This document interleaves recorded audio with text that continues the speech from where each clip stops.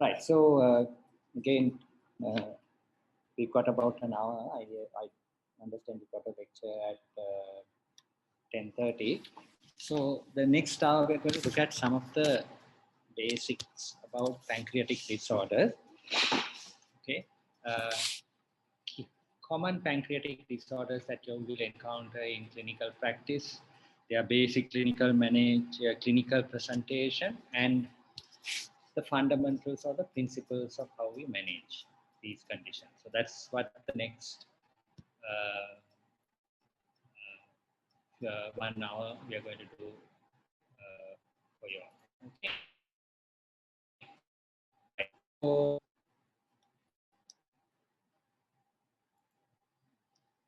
these are the key areas we'll be looking at. We'll revise something about the anatomy of the pancreas. Okay. A few things about physiology and the three key conditions that we are going to concentrate on: acute pancreatitis, chronic pancreatitis, and pancreatic neoplasms. Right. Now, in your how many appointments have you all done in terms of medical appointments up until now? So one Medical and surgical. Have you all done any primary appointments? So one medical appointment and one surgery appointment. Very good. So you all must have come across patients like this. So it will make a little sense as to what I'm talking about if you have done and seen some of these patients in the ward. Okay, right. Okay, so before we move on, we need to know some of the basics about anatomy of the pancreas. If you remember your days in the block when you did anatomy, you would have learned about the embryology of the pancreas, how the pancreas develops. So it develops as a component of the foregut.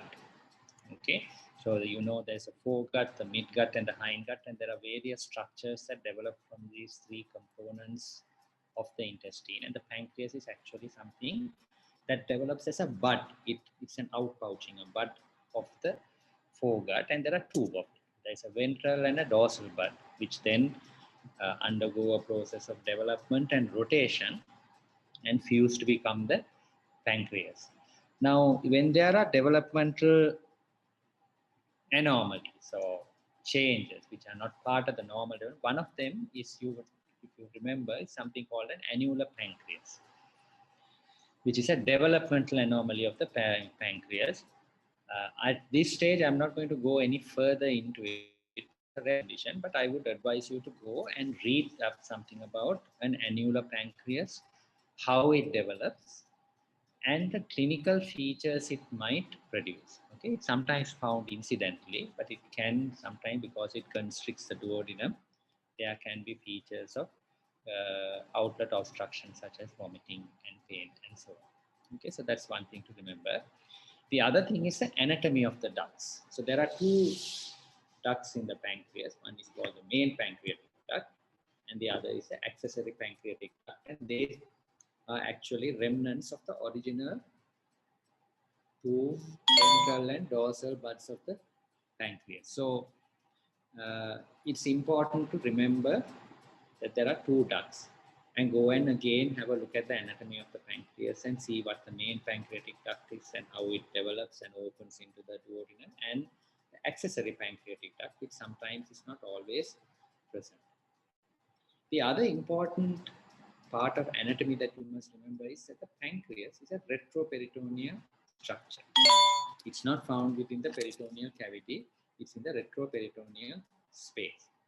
And there are a lot of clinical implications of that because it's a retroperitoneal structure. For one matter, it's imaging wise, it's a bit of a difficult structure to image by ultrasonography because it's well behind all the other structures and there's a lot of gas on top of it. It has important relations to the gastric bed and the lesser sac. Again, if you remember your anatomy, you will remember that your pancreas forms part of what's called the gastric bed. The peritoneum over the retroperitoneal place covers the pancreas. It's plastered to the retroperitoneum, and Anteriorly, you have this potential space called the lesser sac.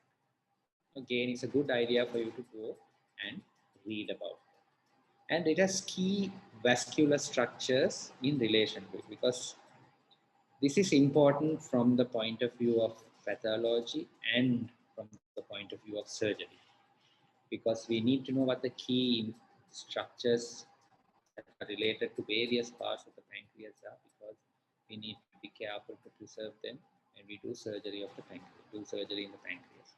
And the tail of the pancreas especially is related to the spleen, and that has certain implications as well. So what I would like you all to do is also go and revise the anatomy of the pancreas. As I told you in a nutshell, you can see the tail of the pancreas is in the hilum of the spleen. And here are some of the key structures related to the pancreas. So in the suprapancreatic portion, you have the common bile duct passing behind, sometimes buried in the posterior aspect of the pancreas.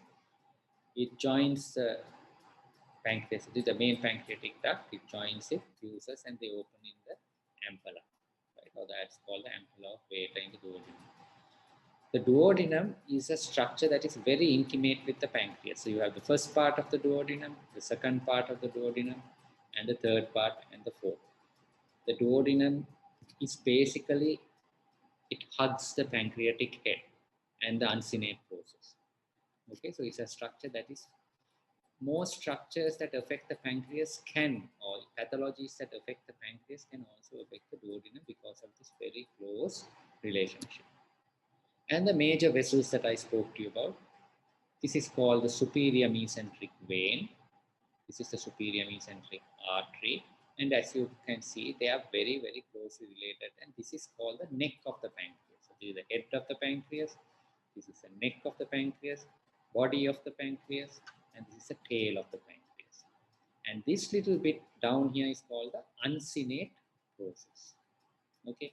So the superior mesenteric vein comes like this. Behind the pancreas, you have this, can you see here, this structure? That is the splenic vein. It joins the superior mesenteric vein behind the neck of the pancreas and forms the portal vein. Okay. And the other important structures are the splenic artery, and you see the common hepatic artery. All these structures, as you can see, this is a very, very crowded area. So pathologies in the pancreatic head and body can cause or invade, especially if they are malignancies, all these structures. And when you do surgery in this region, you've got to be careful not to cause significant damage or bleeding, because it can affect all the other structures around us. Okay, so this is to give you an idea of the relationships of the pancreas. And behind the head of the pancreas, there is other big structure, which is the inferior vena cava. Okay. So a lot of very important key structures that are found in the region of the pancreas.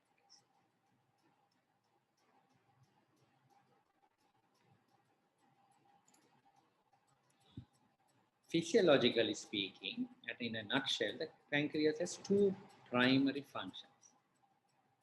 One is to do with digestion, so that is the exocrine function, and it secretes all these important digestive enzymes like amylase, lipase, protease, and so on. The other important function of the pancreas is endocrine, and for which you've got the islet cells, right? The islets of Langerhans, and you've got the beta cells that secrete insulin, and the alpha cells that secrete the glucagon. Again, conditions generally, chronic pancreatitis, right, where the pancreatic parenchyma is affected, can cause disruption in both these conditions. So there can be exocrine deficiency and endocrine deficiency as a result of disruption of the normal pancreas. So physiologically speaking, these are the two primary functions of the pancreas. Again, I would like you to go back and read a little about the exocrine function and the endocrine. Take your canon, look at your physiology, and remind yourselves of the functions of the pancreas and the pancreatic enzymes in both digestion and absorption, and in glucose homeostasis. That is where it primarily helps with endocrine function, but it's not restricted only to that. There are other functions and other hormones that are secreted by the pancreas as well. Go and read that and find out what it is. Right. So I told you we were going to discuss three important conditions. So we've looked at the anatomy, the key structures the pancreas is related to. We've looked at the primary function of the pancreas. Now we're going to look at the primary conditions, disorders that affect the pancreas that you will come across in your day-to-day clinical practice one day. Okay? And one of the most important is acute pancreatitis. Now, acute pancreatitis, as you can say, the word acute and the word itis means it's an acute inflammatory process. It's literally acute inflammation of the pancreas. The important thing to remember is this acute inflammatory process of the pancreas does not restrict itself to affecting only the pancreas. It's a systemic disorder.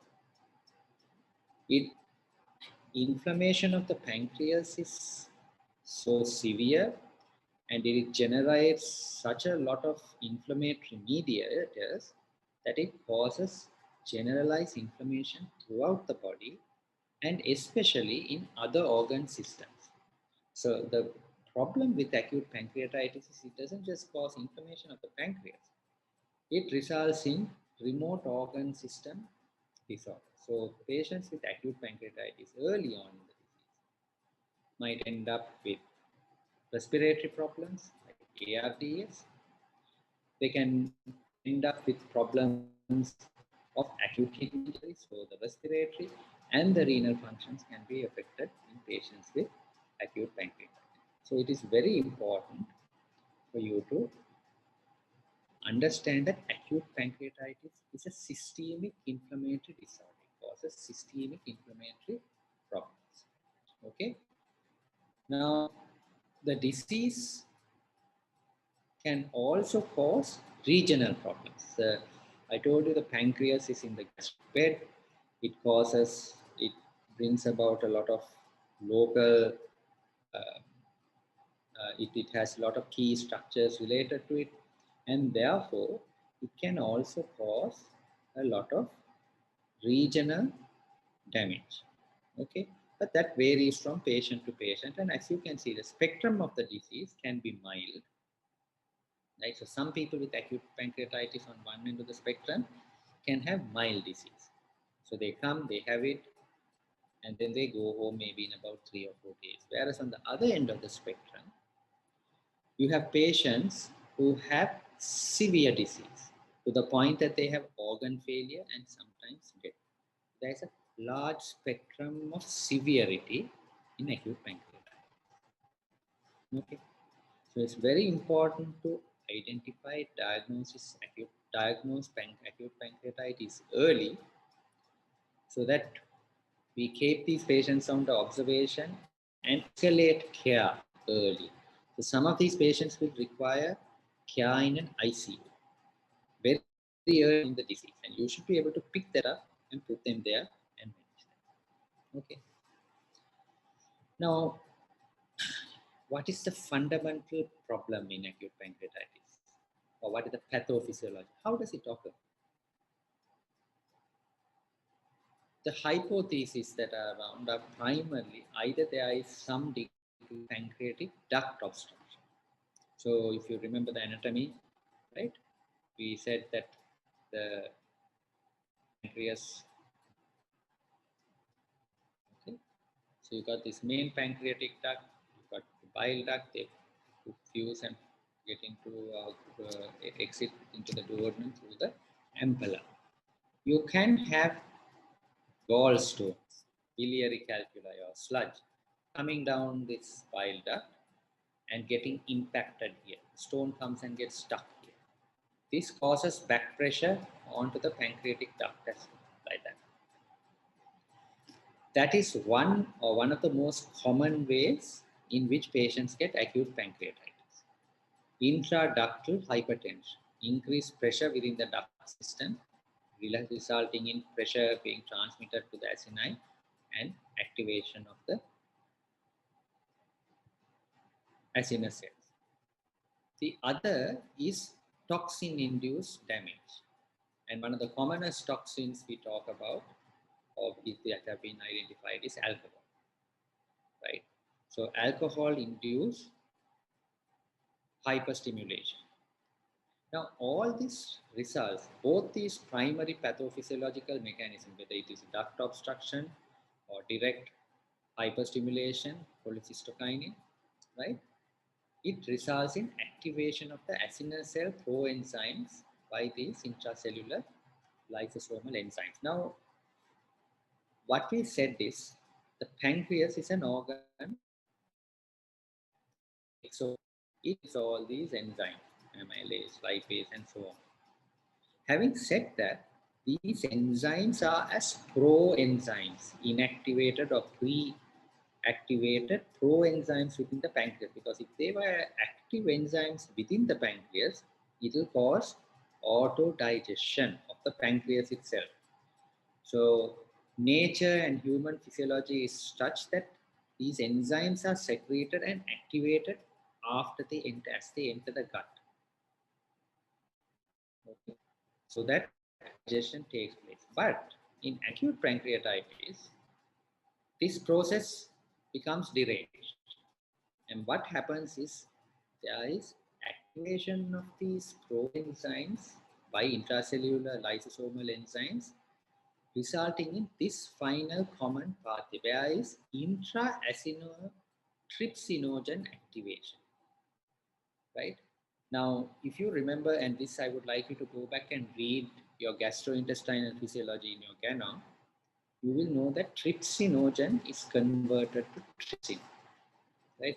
Trypsinogen is one of those key activator enzymes in the that are there in the pancreas. And what unfortunately happens in acute pancreatitis is, rather than the trypsinogen being activated in the ductal system, it gets activated within the acini of the pancreas. And that sets on a cascade of activation, which then results in what is called glandular auto. So the gland digests itself.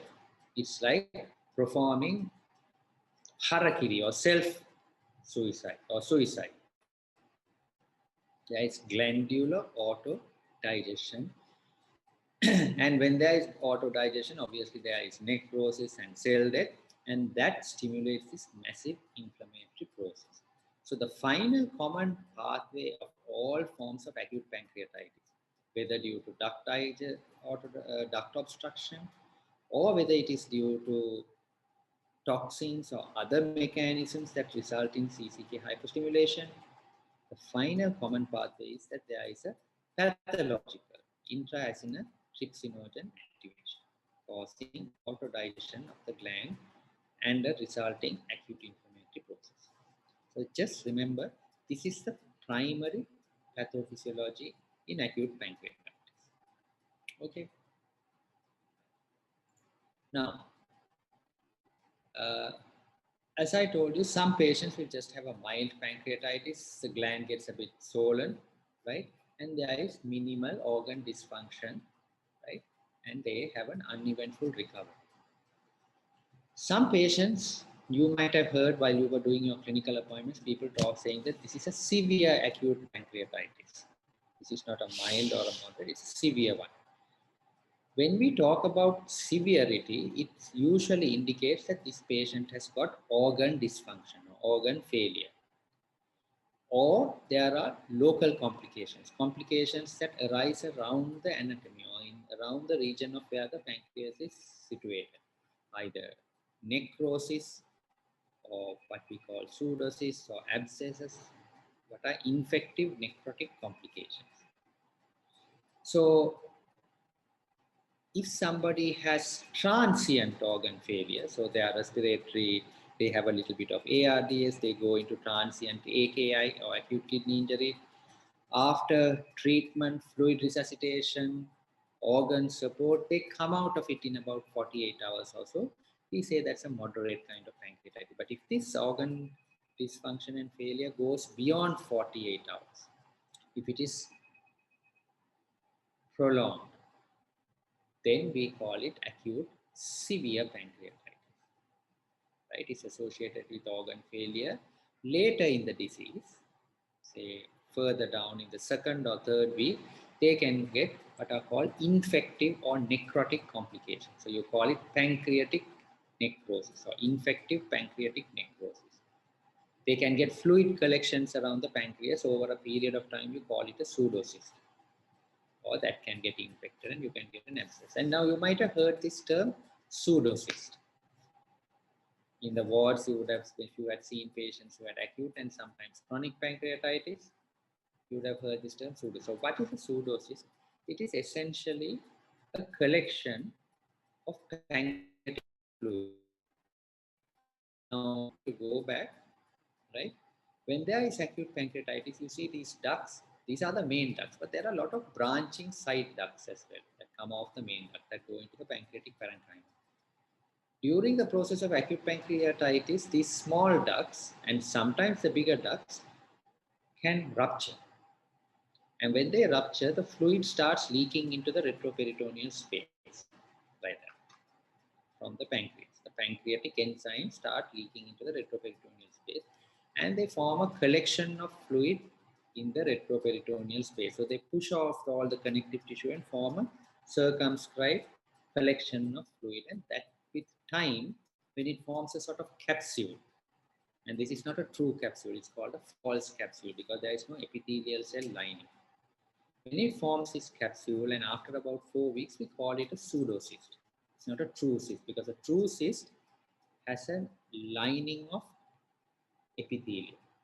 And this epithelial lining is what secretes the fluid. Whereas in a pseudocyst, it is due to leakage from a ductal system and it is not due to epithelial cells secreting. Okay. So,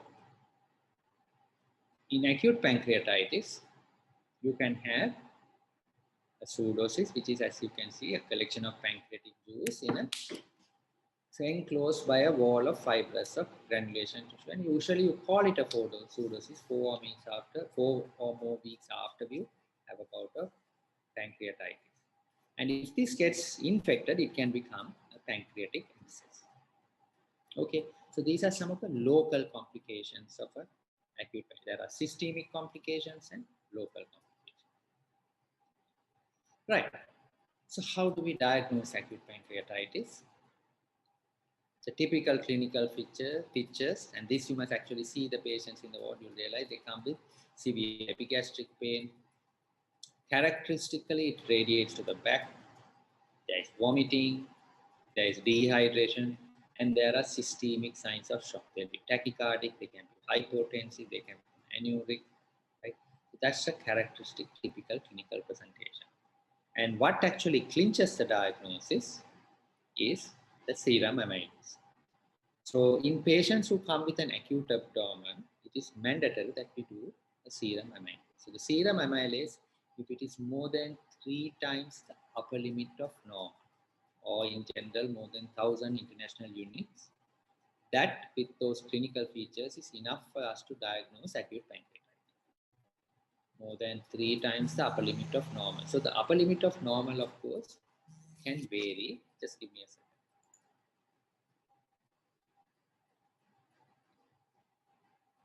Hello? Oh, right. Morning. Oh, මම අද තින්නවා මොකක් හරි තියෙනවද කරන්න? right. I mean, right.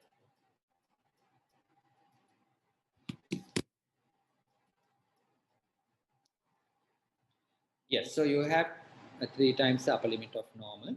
So the why it says 3 times the upper limit of normal is because some laboratories can have different reference rates. So if that with the clinical picture is there, you can diagnose acute pancreatitis. Sometimes if the patient comes late and there is a diagnostic dilemma, we are not sure is this acute pancreatitis, is it something else, you may do a contrast enhanced CT scan. Late presentation or if there are diagnostic problems. Otherwise, as a routine, one does not need to do a CT scan. Clinical picture with a raised serum amylase to the level that is shown, or alternatively a serum lipase. Both of them are fine. Lipase is more expensive to do, it's costly. So most of the time, an amylase is more than enough and it will help. If you're unsure, you might also, in addition, do a lipase. Okay, so this is the diagnosis of acute pancreatitis. Remember, the serum amylase level does not matter beyond diagnosis. Serum amylase is only done for diagnosis. It is not done to assess the severity of the pancreatitis. Okay, just because one person's serum amylase is 1000 and another person's serum amylase is 2000, it doesn't make any difference in terms of the outcome of the disease. So keep that clearly in mind.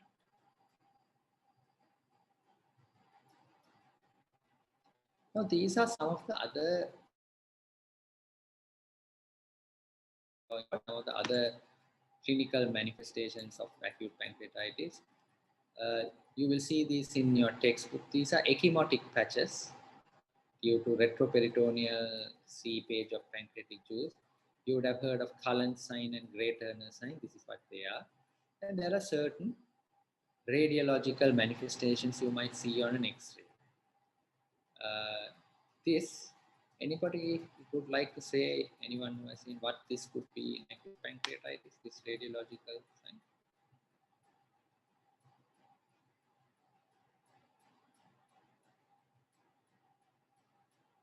Have you all seen this?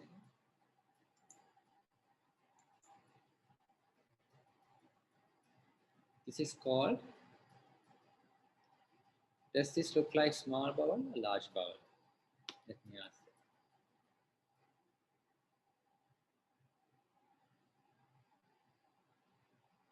you. Okay, I'm going to randomly pick a name because everybody is silent.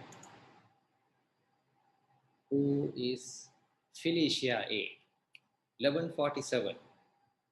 Felicia or Felicia. Does that look like small bowel or large bowel?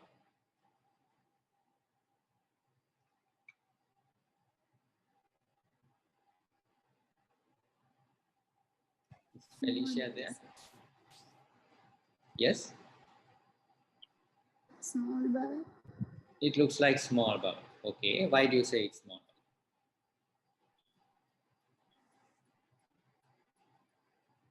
You're right. Why do you say it's small bowel? It looked like duodenal. You'll have to talk a little louder. I can't hear you. It looks like duodenal flexure. Yes, the region is the duodenal flexure, but is there any other reason why it looks like you might say it's small bowel?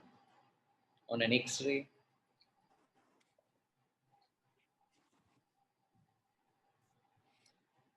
Herath HM CMB 1165.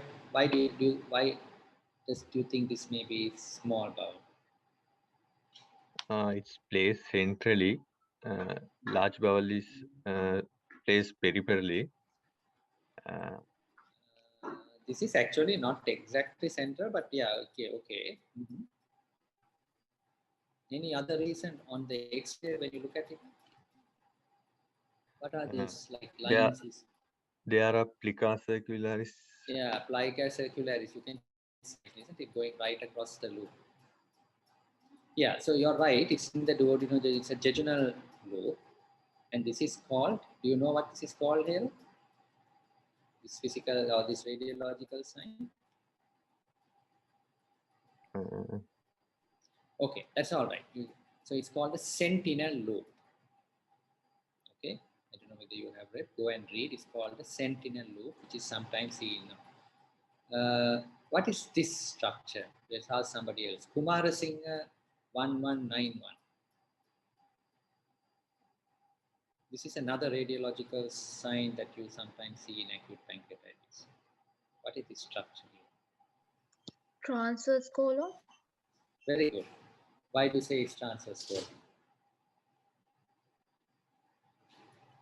There is incomplete plica circularis and horizontally. Yeah, so exactly the orientation is, as well as what you call this. I know they're not they're incomplete. So is there any other what you call that thing in the transverse colon? They're called horse traces. Okay, yeah. So this is called a colon cutoff sign, and the reason it is a transverse colon is because you see the root of the transverse colon or the mesentery of the transverse colon. The transverse mesocolon actually attaches to the anterior surface of the pancreas.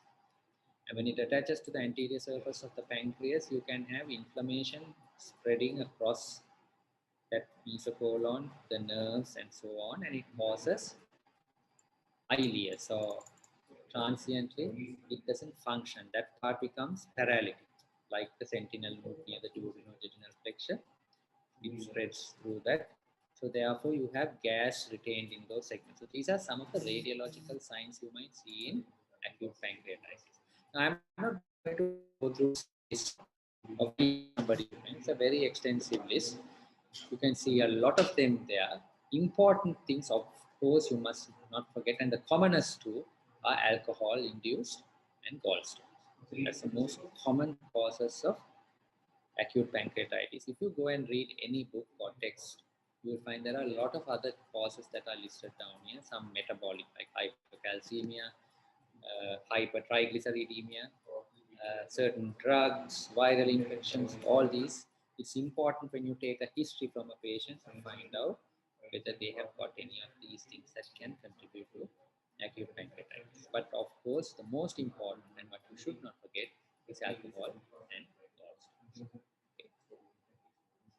As I told you, the severity, one of the important things, and this will be done by the consultant, is to know whether this is severe pancreatitis or whether this is a mild episode of pancreatitis. The common thing we use is organ dysfunction. You look at any evidence of organ dysfunction like kidney, renal or respiratory, which are the two common systems that are affected in acute pancreatitis. Okay. Another surrogate marker which can approximately sometimes tell you how severe this is the CRP level. So in general, if your C-reactive protein is above 150 or more than 200, we would say this is likely, or there's a potential for it to be a severe pancreatitis. So just keep this in mind.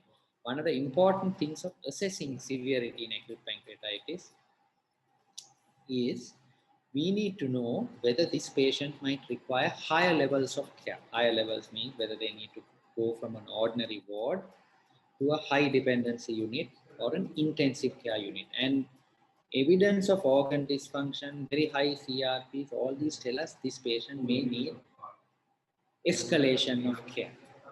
So we plan ahead. We call the intensivist and say, we got a bad patient with acute pancreatitis. We may need to move them to your ICU, right? Then you will come across various scoring systems, right? In acute, there is something called Ranson's criteria. There is a Glasgow-Imrie score. Then there is something called Apache 2, right? All these are used again as surrogate markers to assess whether this is a severe or how severe this pancreatitis is, and to escalate care. Anybody can tell me what this Apache stands for? What is Apache? I know they are not going to say, so I'm going to pick somebody. So 1, 2, 5, 6, Senaratna, WA. What is Apache? Have you heard of this? What is this?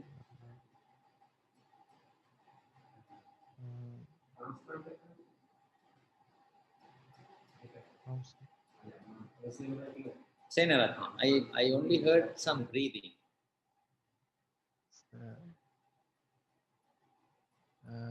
I haven't heard of this. You have got aphasia. Yes, go on. What is it? What is Apache? What does it's an acronym? What does it stand for? What does APACHE stand for?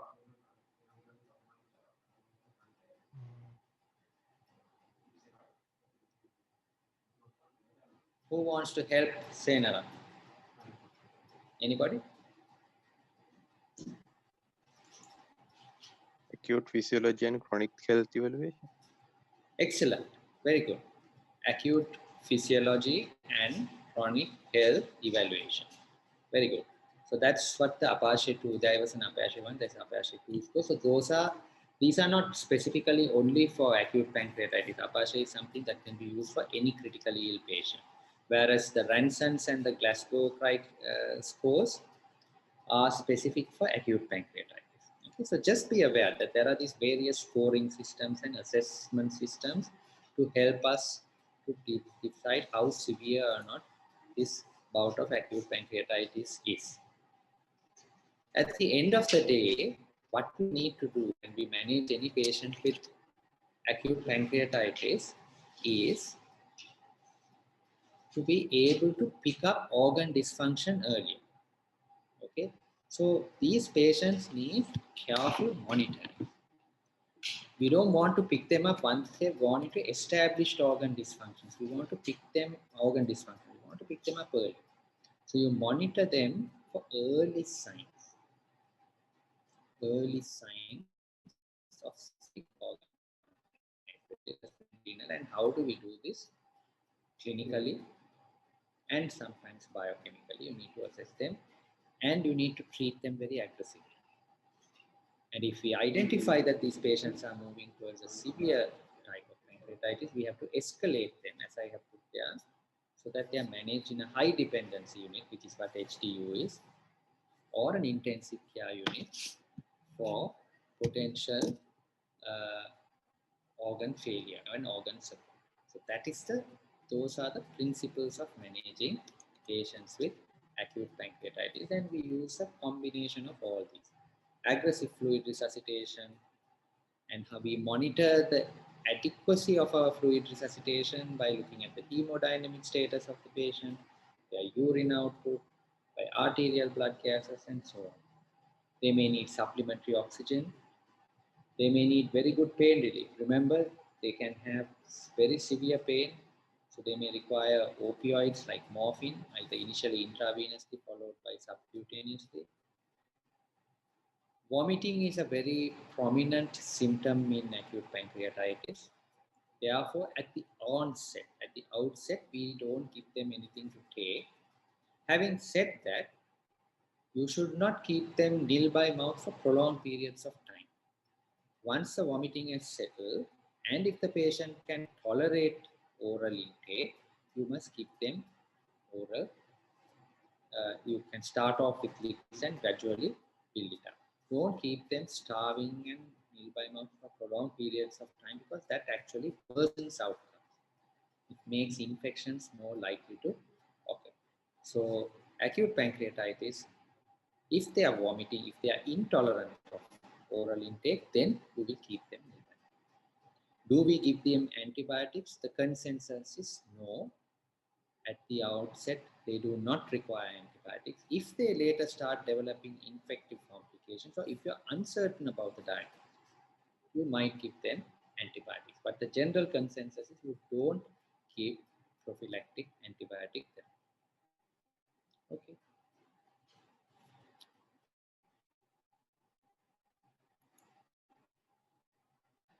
Another important thing that we do is very early on in these patients, within the first 24 hours, they need to have an ultrasound scan. Not a CT, but an ultrasound scan. And the reason we do this ultrasound scan is not to diagnose acute pancreatitis or really look at the pancreas. What we are interested in doing is looking at the biliary tree, the bile ducts. Because if the bile ducts are dilated, they are distended, it is most likely due to the fact that there is a stone distally obstructing the bile duct. And this stone, when it's down there and there's an obstructed biliary tree, can result in secondary bacterial cholangitis, acute cholangitis. And that can mix the picture, cause more morbidity. So these patients, if their ducts are dilated, they may require early intervention via ERC, that is endoscopic retrograde cholangiosis. It's where you put a endoscope in and you pass a guide wire and a balloon or something, and you pull that stone out so that it decompresses the bile duct. So ultrasound has to be done within 24 hours. And if there is jaundice and there is evidence of a blocked or obstructed biliary tree, then we need to take that stone out urgently, because otherwise it can cause deterioration of the patient. Don't forget that acute pancreatitis is not just managing the acute episode, it is also managing and preventing further attacks. So once a patient is well, don't just send them off home. Talk to them, refer them to addiction clinics, the psychiatrists, so that they abstain from alcohol if that is the cause. If gallstones are the cause, then they need to have their gallbladder out early. They need to have an early cholecystectomy. And if you can't find that one of these are the reasons, investigate further and find out why did they get acute pancreatitis and treat any underlying condition. So these are the principles of managing acute pancreatitis. Okay. As I told you, there are many complications that can occur: fluid collection, pseudosis, necrosis around the pancreas, fistulae. You can have bleeding because the splenic artery is a very close relation of the pancreas, and all these toxic substances can cause erosion of the splenic artery, and you can get a pseudoaneurysm. Go and read this. How does this occur? You can have thrombosis of the splenic vein. Again, the splenic vein is a posterior relation to the body and tail of the pancreas. It's attached very intimately to the pancreas. And if there is inflammation, it can thrombose and you can have what's called segmental or left-sided portal hypertension. And you can have in the long term pancreatic duct stricture. So go and read a little more around the complications of acute pancreatitis. Right. Now, the most important part for acute pancreatitis, I'm going to touch briefly on chronic pancreatitis, and then we look at pancreatic neoplasms. A chronic pancreatitis is, as the name implies, it's chronic inflammation of the pancreas. In an acute pancreatitis, after everything resolves, the pancreas is back to normal. There's no change. It resolves and it gets back to normal. Chronic pancreatitis indicates that there is chronic inflammatory fibrosis in this pancreas. It's a permanent change. And the triad of symptoms that they have, there are three predominant symptoms they have, or three predominant clinical manifestations. One is abdominal pain. The second is exocrine deficiency. And the third is endocrine deficiency. Very simple. So they have pancreatic type of abdominal pain. Exocrine deficiency manifests itself as steatorrhea, diarrhea, and weight loss. Obviously, because there is malabsorption and digestion doesn't take place, they can have fat in their stools and steatorrhea, they can have watery, loose stools.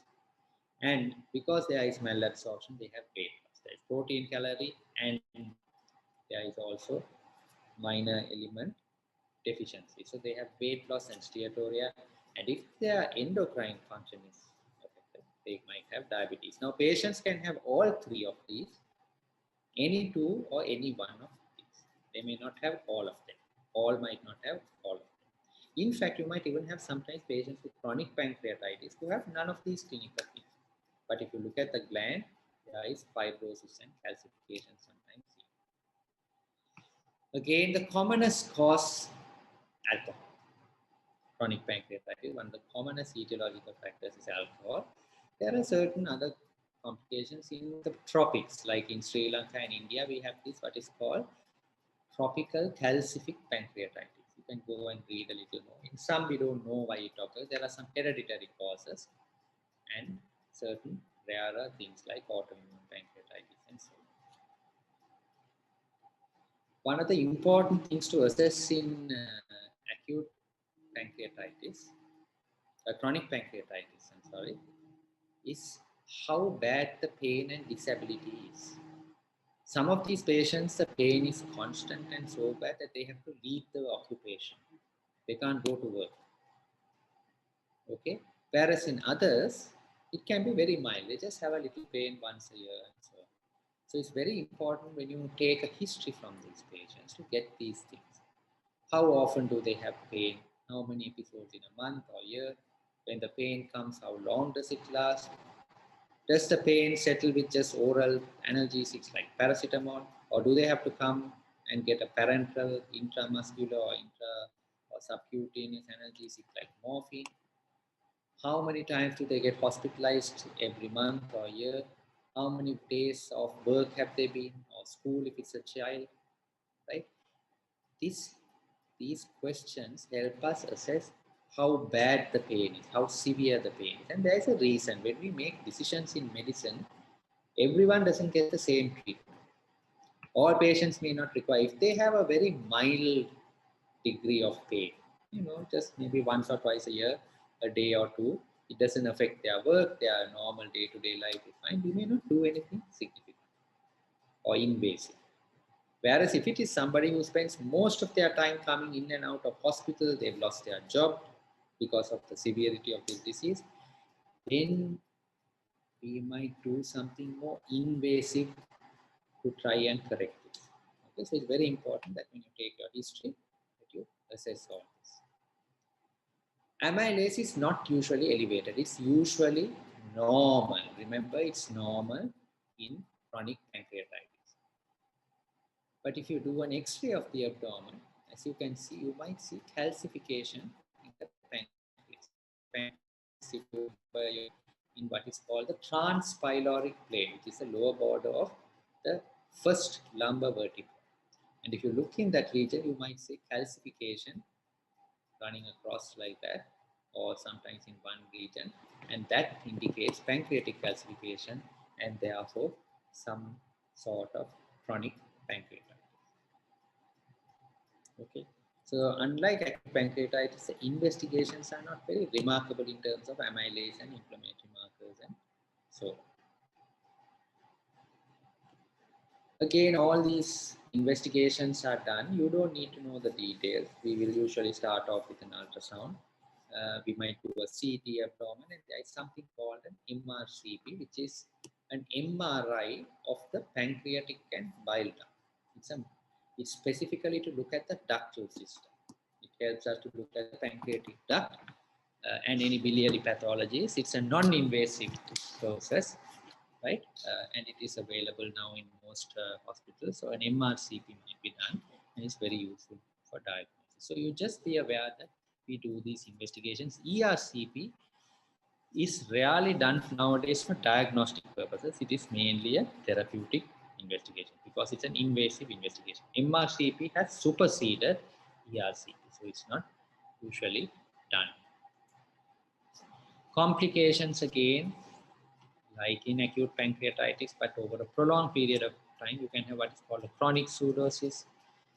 The things I told you again is splenic vein thrombosis, splenic artery pseudoaneurysms. Sometimes the fibrosis can have effects on the duodenum. It can cause obstruction, strictures around the duodenum, leading to this condition called gastric outlet obstruction. I would like all of you to go and read about what is gastric outlet obstruction and what are the symptoms and signs of gastric outlet obstruction. It's something that you will come across frequently in your clinical practice and something that you're questioned about frequently also. So go and read about gastric outlet obstruction. Similarly, the other close relation of the head of the pancreas is the bile duct, the common bile duct, the distal common bile duct. If you remember the relationship, the distal common bile duct is intimately associated with the head of the pancreas. And therefore, when you have an inflammatory mass there, it can cause strictures and obstruction. And so patients with chronic pancreatitis may present with gastric outlet obstruction and obstructive jaundice.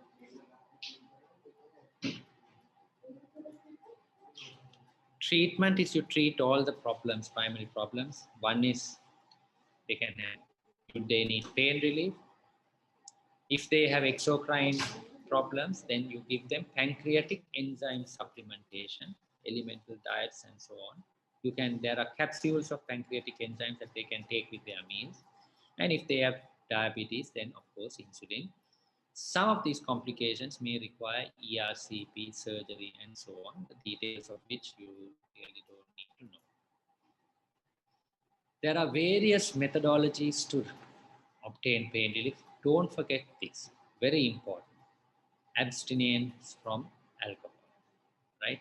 Doing all the other things while not abstaining from alcohol is actually of not very much use, right? You might modify the diet, and we use analgesics. So we step up. You start off with paracetamol, NSAIDs, opioids, and then you might have to go for parenteral antibiotics. These are some of the other options like celiac plexus blocks, right, that we use. Go and read something about the modalities of pain relief, the principles, how we can obtain pain relief in patients with chronic pancreatitis, because that's the big problem. Finally, a few words on pancreatic adenocarcinoma. It's the commonest pancreatic neoplasm we come across. Unfortunately, it usually presents late. As you can see, about 80 to 85% of patients who come with a pancreatic cancer are inoperable at the time of birth. Only cure for pancreatic cancer is surgery. But most of them, when they come, they have gone past the phase of being able to operate. So they are inoperable.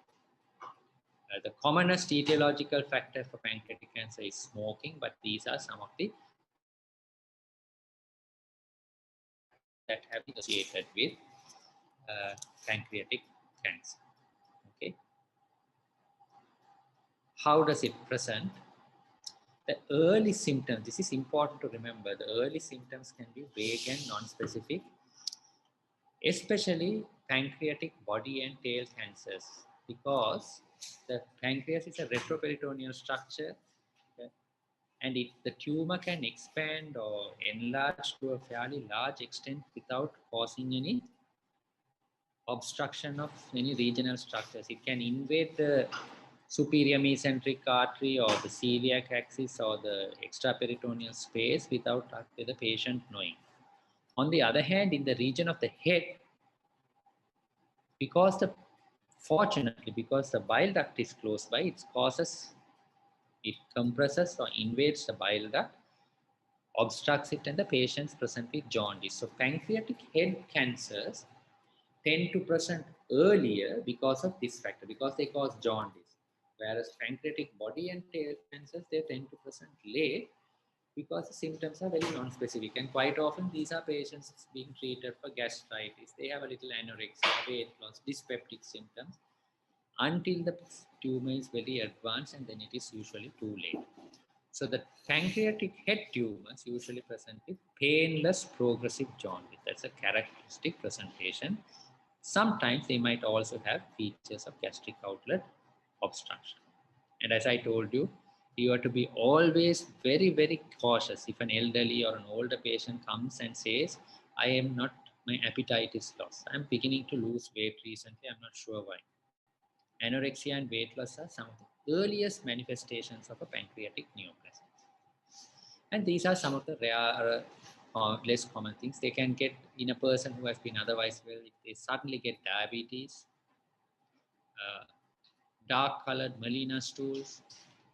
And this is something I want you to remember. Patients with pancreatic malignancies, if you examine the abdomen, you might see what is called a palpable gallbladder.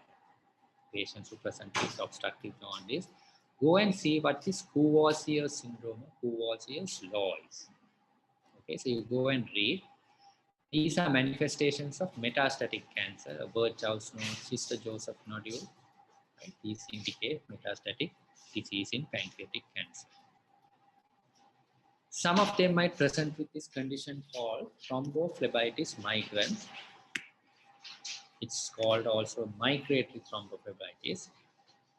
Again, go and take your book, have a look, see what this migratory thrombophlebitis is and in what malignancies it might be a presenting feature.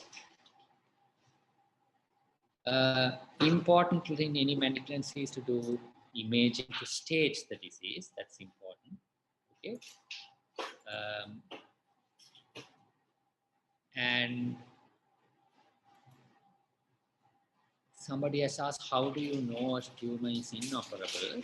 Well, this is the answer, by staging. So when we stage the disease using CT, right, and we use this pancreatic protocol CT, it's one of the investigations aside. If the tumor has invaded over a certain extent, the superior mesenteric vein or portal vein, if it has it's abutting or enclose the superior mesenteric artery, then those are not resectable, they are inoperable. If there is metastatic disease, then it becomes inoperable. So those, it is primarily radiological cross-sectional imaging, CT and MRI, that help us to decide whether this patient can be operated on or not.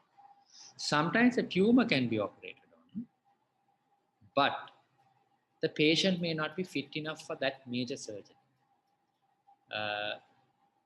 Because pancreatic surgery is very complex, prolonged surgery, up to about 8 hours at a stretch. So patients have to be able to be fit. Their cardiorespiratory reserve has to be adequate. So you may be able to operate, but they may not be able to withstand that surgery. So those are the factors that determine whether somebody is operable or not. We use a tumor marker sometimes, CA99, not always very sensitive and specific, but it's the tumor marker for pancreatic adenocarcinomas. You can look at response to treatment and so on using that. And as I said, only about more than about 20% surgery, and even after surgery, actually the outcomes are not always very good.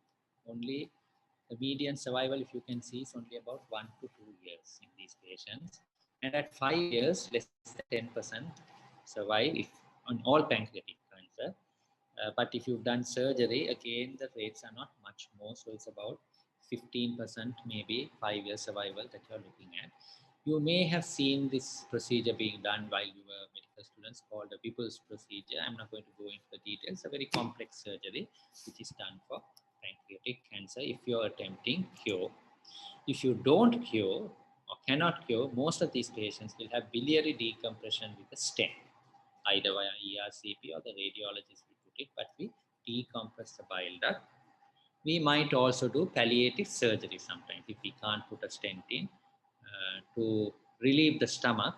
So if there's gastric outlet obstruction, you can do a gastrojejunostomy, or you can bypass the biliary tree. Those who have pain will require pain relief and sometimes palliative chemotherapy. So that, in a nutshell, is what is important to you in terms of pancreatic disorders, the key things. So we've looked at the anatomy of the pancreas, we've looked at the physiological functions of the pancreas, and we've looked at 3 important pancreatic pathologies, that is acute pancreatitis, chronic pancreatitis, and pancreatic ductal adenocarcinoma. These are the 3 commonest conditions you will come across. And this is just an outline. I would strongly recommend that you go and read again something about the anatomy, the physiology, and these 3 conditions, the pathophysiology and the clinical manifestations. Okay. Right. I think you have another lecture now, so it's 10:30. You can move. Thanks. Thank you, sir.